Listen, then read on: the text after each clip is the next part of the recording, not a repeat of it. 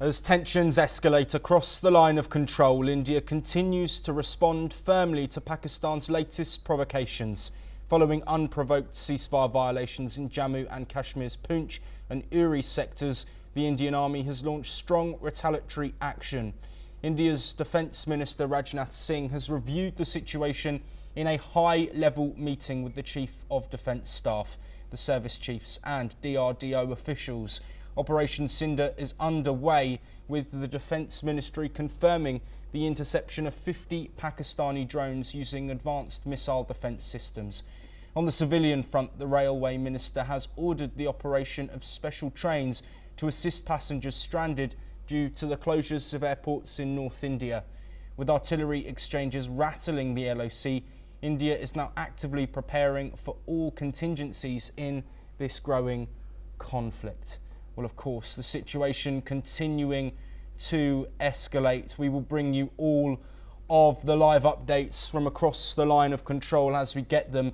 But first, let's speak to Shruti Das Gupta, a foreign affairs expert. Thank you very much, Shruti, for joining us. I mentioned at the beginning of the programme, of course, blackouts in place across Jammu. Continued escalations and provocations from Pakistan. What's your response and thoughts on the current state of play over the line of control?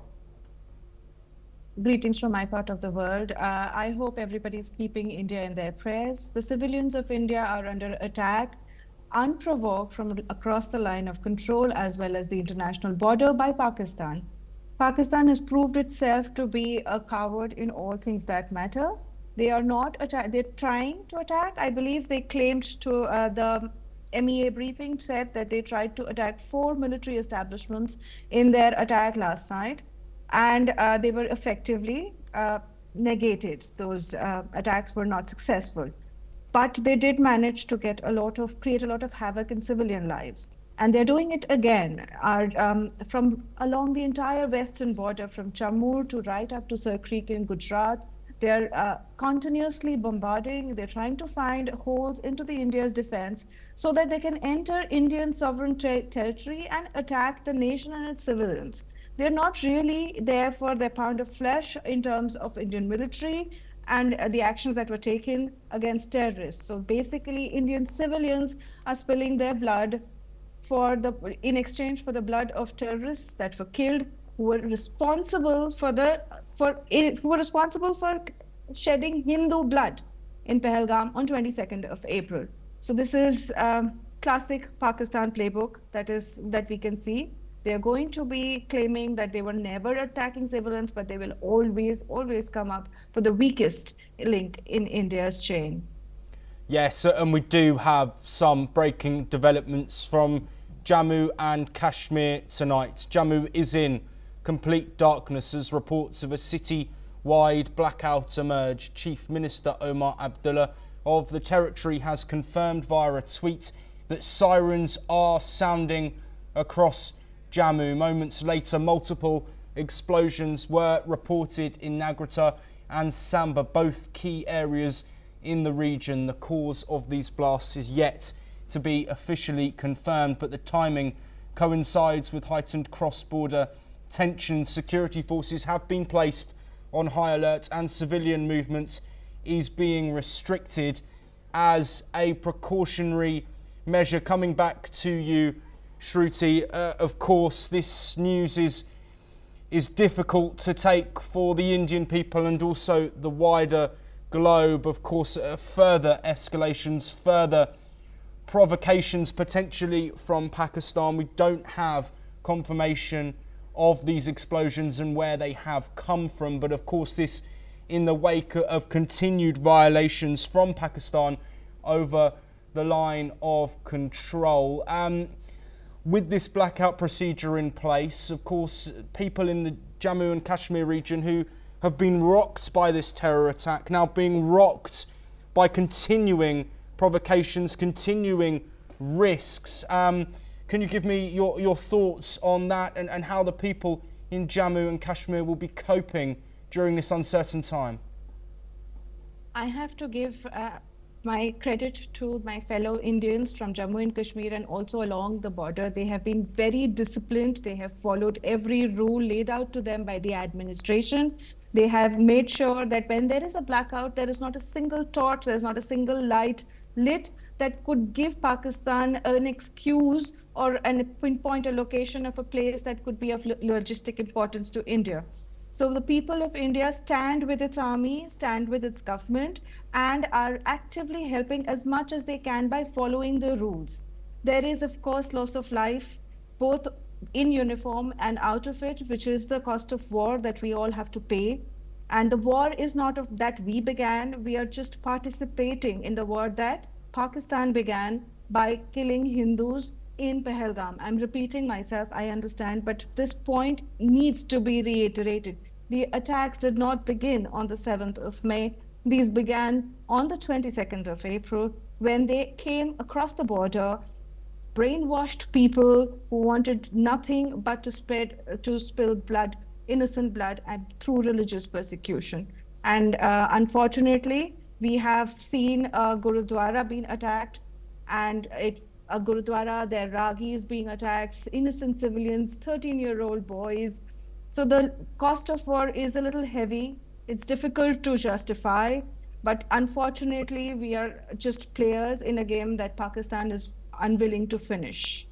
Yes, Shruti, earlier today we had information from a press briefing of the Ministry of External Affairs, Vikram Misri, talking about attacks around this time 24 hours ago, 300 to 400 drones launched by the Pakistan Army into India. Now, these were mainly reconnaissance drones based on the information gathered from debris on the ground. What's the significance of this sort of drone being used, and also the significance of the fact that they are reportedly Turkish drones?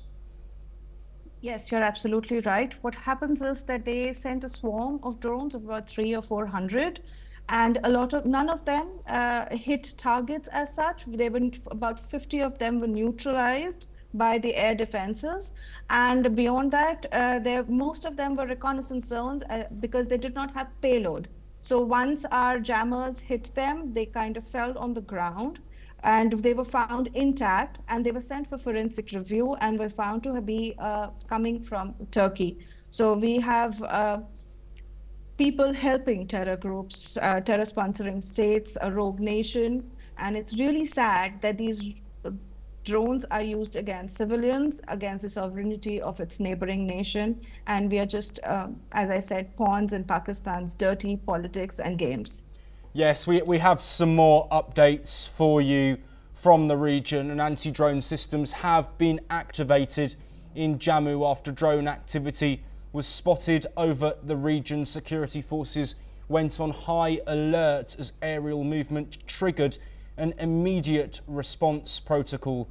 The skies over Jammu saw increased surveillance with radar systems tracking suspected drones. This comes amid heightened tensions following cross-border escalations and unprovoked shelling. Defence personnel have cordoned off key zones and are monitoring the situation closely. Shruti, coming back to you, I mentioned earlier in the programme, of course, these trains set up for people who are unable to leave these affected regions across the line of control because of the closure of airspace. In contrast, we heard again in this MEA press briefing that civilian airspace was open in Pakistan, almost creating a shield for these strikes. I want to draw parallels here, given the Indian response to these provocations and the Pakistani response to the action from their side.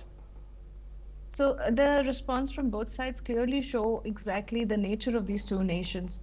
India issued a NOTAM because we suspected that something like this was about to happen, and the NOTAM is again in place tonight. And there are no civilian aircraft flying across at least 24 airports along the border zone, so that civilians do not pay unnecessary costs, unfortunately. But Pakistan issued a nationwide 48-hour NOTAM, but we tracked Airbus 320 from Dammam to Lahore, and if it's a civilian aircraft, we are assuming there is going to be civilians boarding it. So Indians restrained themselves; they did not target it. The narrative as such would be they're using it as a shield, and it's quite common to use civilians as a shield when you're dealing with a nation that honors life, which is what India does. We do not engage in causing unnecessary damage to civilian infrastructure, civilian lives.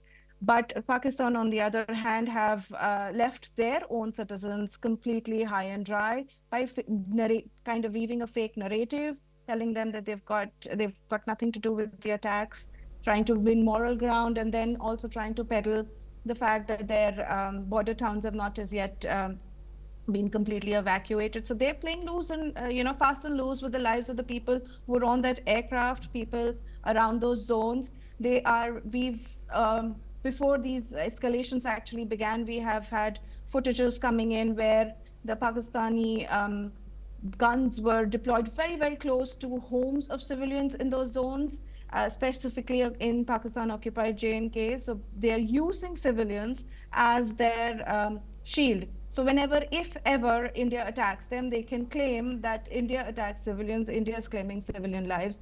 And they can India right now has a moral high ground because we're making sure that only terrorists and military infrastructure is hit. I apologise to cut you off short there. We have had more reports of noises and explosions being heard in the city of Pathankot, which is in the state of Punjab. The city is observing a total blackout as escalations between India and Pakistan continue. Let's listen in now to what is being heard.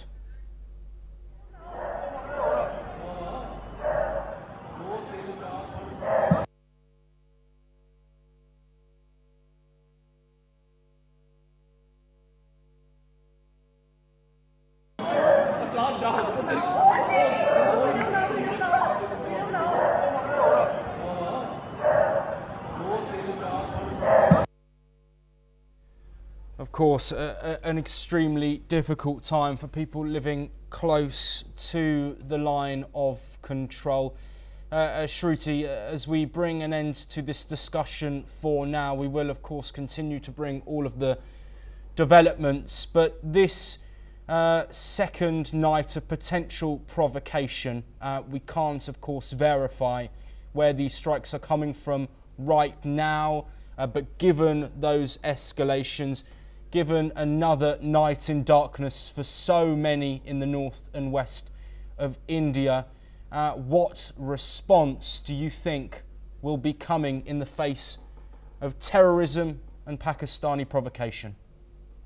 India's response has always been very precise, very restrained, and very measured. We do not go with the flow of emotions. We know exactly where we want to take our nation. We do not propagate war, but we will definitely not be the silent victim of Pakistan's terrorism. So it will be measured, it will be appropriate, and they will pay a price, but it will be at our terms, and it will not be undue or disproportionate to what they are causing at our end. Yes, Shruti. We have some further updates just to bring our audience into the fuller picture of what is going on.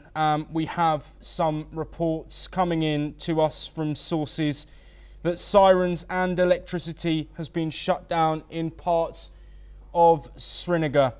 Of course, in the Jammu and Kashmir region, several regions now plunged into darkness as a precautionary measure amid potential provocations from Pakistan. We will bring you more on that information as soon as we get it, and we will of course continue to cover all of the developments in the ongoing Pakistani provocations.